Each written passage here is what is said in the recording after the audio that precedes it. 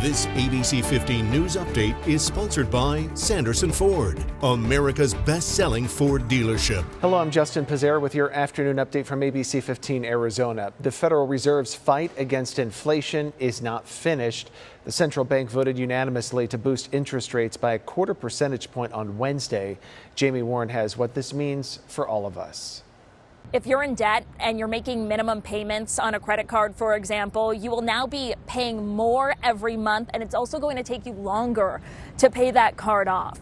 Anytime the Federal Reserve raises the prime interest rates on a credit card go up even more, which means that if you have $5,000 on a credit card, for example, your minimum payment will now be about $100, and you could pay $2,000 in interest by the time you pay it off.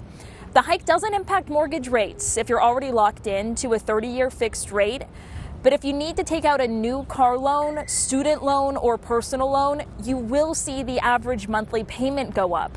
But keep in mind, lenders still hold power on how much more is charged based on your credit history.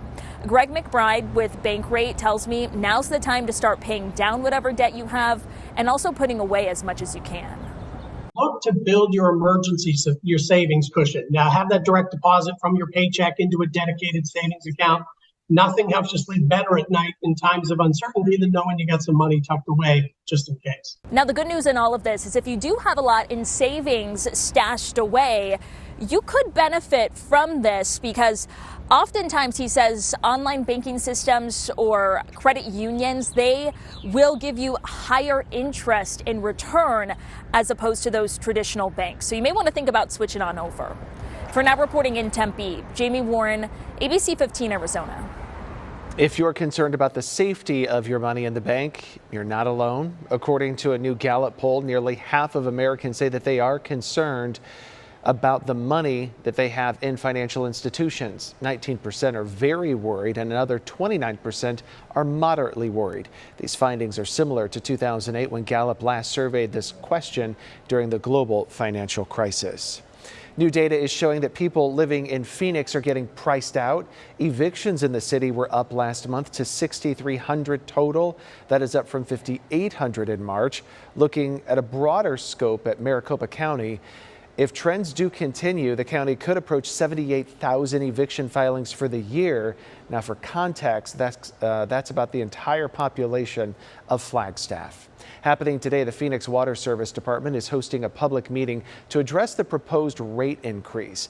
The department says the increase is meant to keep up with the rise in service costs and then maintain infrastructure. The meeting is at 6 o'clock tonight at the Paradise Valley Community College. Comments can also be left online at action.phoenix.gov. Spanish interpretation will also be available at all of those meetings. Also today, the Phoenix Union School Board is expected to formally accept Superintendent Chad Gueston's resignation. He's leaving the district after 8 years.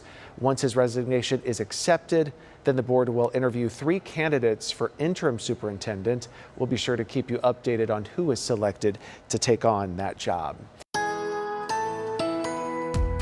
Mostly sunny and breezy here on this Thursday as we talk about your most accurate forecast. I'm meteorologist Iris Hermosillo, but you're seeing that correctly. It's not a typo. We are talking about a high of 80 degrees on this 4th of May. Yeah. We're into May and we're talking 80s for highs and no rain in the forecast either. It's going to be mostly sunny, but winds will be picking up. And in northern Arizona, we are talking a wind advisory because of wind gusts that could reach 40 to 50 miles an hour. Flagstaff, though, cooler at 55 for a high today, 64 for Kingman, and will only reach 74 in Globe. Today, breezy in the valley. Tomorrow, lingering breezes and the winds start to ease up a bit this weekend before they pick up again next week. We will stay dry in the Phoenix area with high temperatures staying in the 80s today, tomorrow, Saturday, even Sunday. Then we start to get a little warmer, but we're only talking highs in the low to mid 90s through the middle of next week.